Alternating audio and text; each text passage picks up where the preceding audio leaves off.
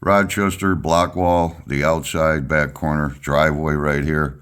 So in order to save the homeowner some concrete, knocking it out, we tunneled under it, but we can only go so far. So if there's a problem beyond there, well, then there's a problem beyond there. But these blocks can deteriorate. You'll see in a minute. Okay. And anyway, this is what can happen to blocks sometimes, the outside. Deteriorated? Yep, sure can. Right there, you'll... You got a big hole. Okay, and then a crack right there. You're gonna get in through any of this stuff. That's on the back, a little away, and then open deteriorated cracked motor joints. There might be some of them under the driveway, don't know.